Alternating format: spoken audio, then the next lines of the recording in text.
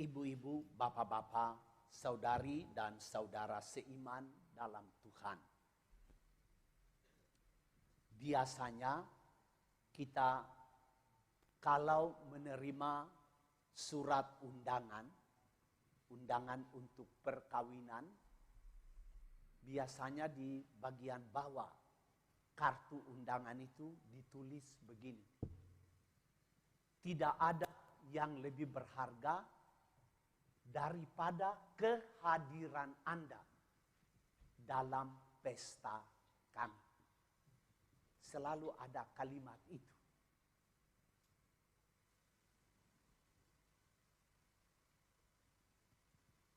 Ada seorang anak yang menangis dan berteriak, menuntut kehadiran ayah dan ibunya di rumah. Ketika ibunya sibuk dengan pekerjaannya sebagai pesenam, dan ayahnya sibuk dengan pelbagai macam urusan gereja dan urusan pemerintahan, anak seorang diri di rumah berhari-hari seperti begitu. Dan pada suatu ketika dia berteriak sambil menangis menuntut kehadiran bapa dan mama di rumah. Contoh lain lagi, seorang dokter. Ketika dia sibuk mengambil spesialisasinya sebagai dokter spesialis, dia masih punya 2 anak yang kecil.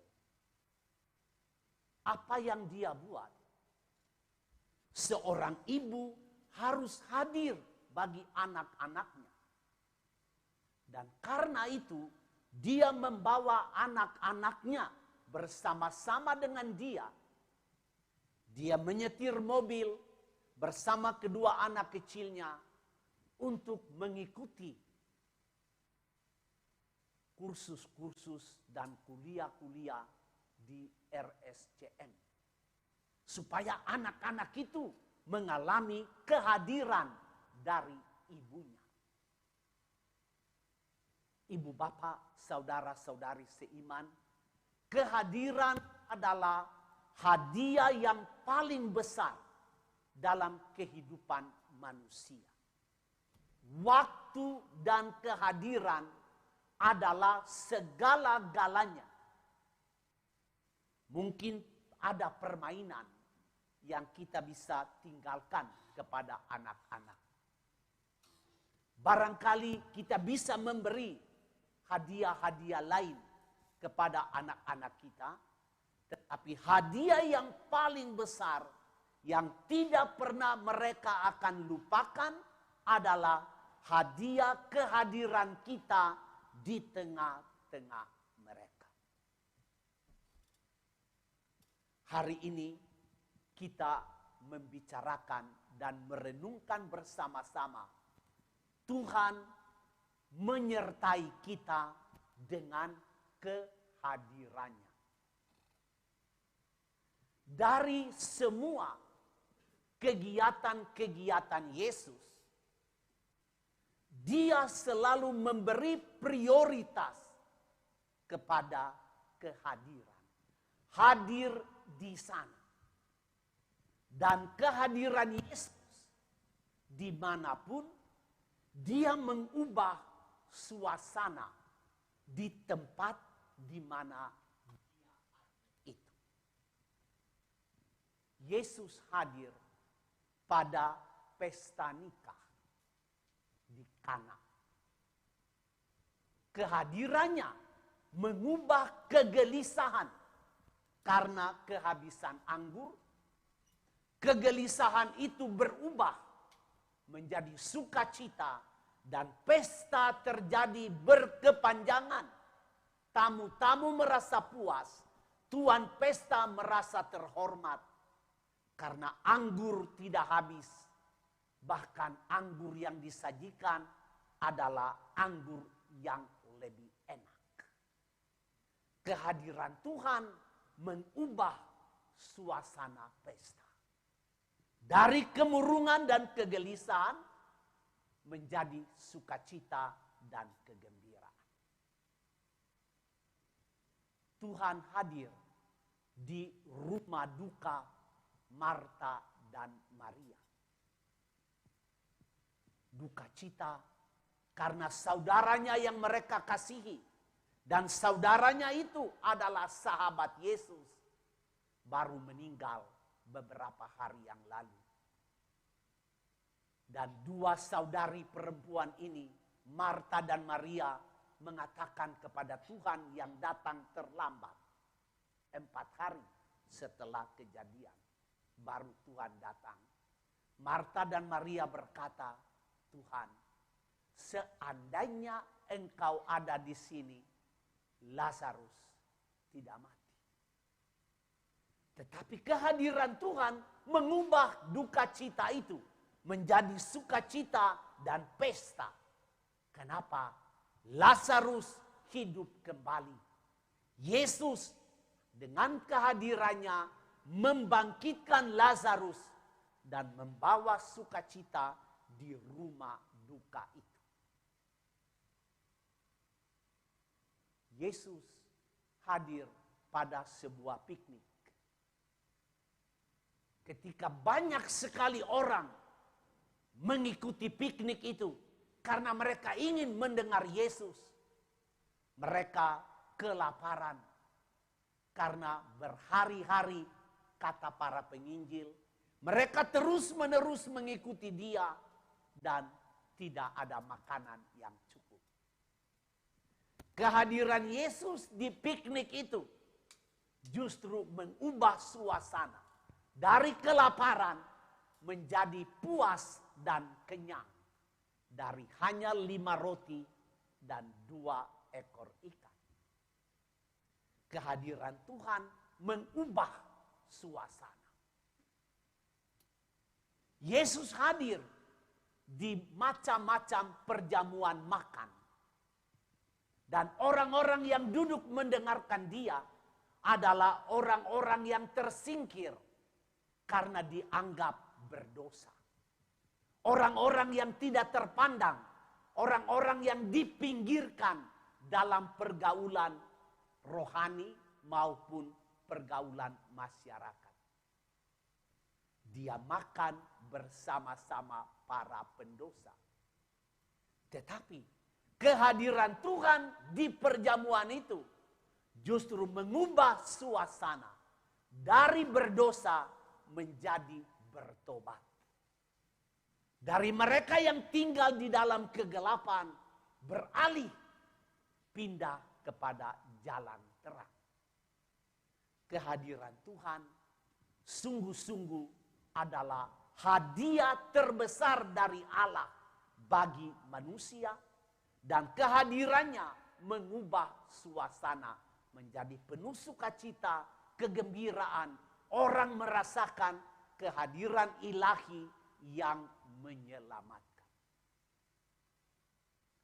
Hari ini Tuhan berkata kepada kita di dalam Injil tentang kepergiannya. Kepergiannya kembali kepada Bapa.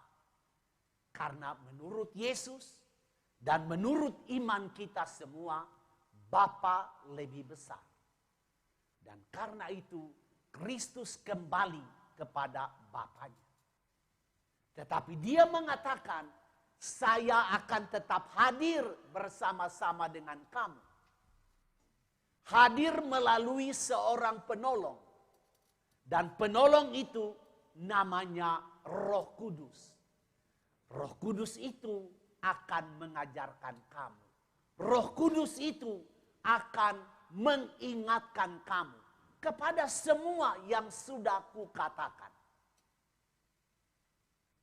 Apa yang Tuhan katakan minggu lalu kita membicarakan itu. Relasi Tuhan dengan murid-muridnya adalah relasi seorang guru dengan murid-muridnya sebagai sahabat. Ketika berpisah, guru biasanya meninggalkan jurus-jurus unggul kepada murid-muridnya. Dan Yesus pada waktu itu sebagai guru, dia meninggalkan warisan abadi, yaitu perintah untuk saling mengasihi. Nah, dia mengatakan, saya akan hadir bersama-sama dengan kamu melalui Roh Kudus yang akan mengingatkan kamu akan pengajaran ini. Pengajaran tentang saling mengasihi, setia kawan, senasib, sepenanggungan, sama-sama menanggung kesulitan hidup supaya tidak ada kecemasan, tidak ada kekecewaan, tidak ada kesedihan, tidak ada air mata, karena orang-orang bersama-sama saling percaya untuk menanggung kesulitan hidup itu. Dan Tuhan berkata, Roh Kudus akan mengingatkan kamu tentang ajaran ini. Dan di mana kamu saling mengasihi, disitulah aku ada.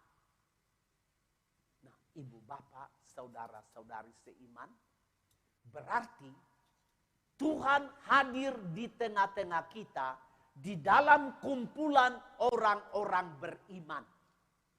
Dan kumpulan orang beriman yang paling kecil adalah keluarga-keluarga kita. Jika keluarga-keluarga kita ini hidup di dalam hal saling mengasihi, sama-sama saling menolong, sama-sama saling memikul beban-beban hidup harian, bersama-sama saling menopang, saling mengerti, saling memahami, saling memperhatikan, disitulah Allah hadir. Jadi Allah tidak hadir di dalam tiap-tiap orang, jadi kita bisa menyetir, Tuhan dia itu berdosa, jadi jangan hadir kepada dia. Hadir saja di sini karena di sini ada banyak orang baik. Tidak. Tuhan hadir di dalam kumpulan orang percaya. Dan kumpulan orang percaya yang paling kecil adalah keluarga. Di mana keluarga saling mengasihi, di sana Tuhan hadir. Dan kehadiran Tuhan di dalam keluarga punya impact untuk tiap-tiap anggota keluarga itu. Ibu bapak, saudari-saudara seiman. Kehadiran Tuhan itu sungguh satu anugerah besar bagi kita. Sebab kehadirannya menolong kita. Kehadirannya mendampingi kita. Kehadirannya membela kita. Kehadirannya membuat kita berjalan bersama-sama dengan Tuhan. Kehadirannya membuat kita merasa ditemani. Ada kawan seperjalanan. Dan itu adalah Tuhan. Kehadirannya membuat kita merasa ada orang yang berjaga bersama saya. Kehadiran Tuhan membuat kita merasa ada orang yang melindungi saya. Saya tidak pernah sendirian di setiap langkah peziarahan hidup. Ibu bapak, saudari-saudara seiman, jika kehadiran Tuhan itu adalah kehadiran yang menyelamatkan, mari bersama-sama kita meneguhkan iman percaya kita. Bahwa kita tidak pernah sendirian di setiap langkah perjalanan hidup kita di bumi ini. Selalu kita melangkah, selalu kita berjalan bersama-sama dengan Tuhan. Tetapi ada syaratnya. Tuhan hadir menemani kita jika kita hidup menurut firman-Nya. Dan hidup menurut firman-Nya artinya kita melaksanakan hukum kasih dalam kehidupan bersama. Dan melaksanakan hukum kasih artinya sepenanggungan, setia kawan, senasib, sama-sama kita tanggung kesulitan hidup. Itulah yang membuat orang bisa bertahan, bisa hidup terus berjalan sekalipun ada badai, ada gelombang, ada kekuatan-kekuatan jahat, ada kegelapan. Hidup terus berlanjut karena orang saling mengasihi. Dan di dalam budaya kasih itulah Allah hadir dan menyelamatkan kita. Mari kita tidak hanya beriman kepada Tuhan yang selalu hadir bersama kita, tetapi kita terus berjuang untuk melestarikan budaya kasih di dalam perjalanan hidup kita. Sebab di mana ada kasih, disitulah Allah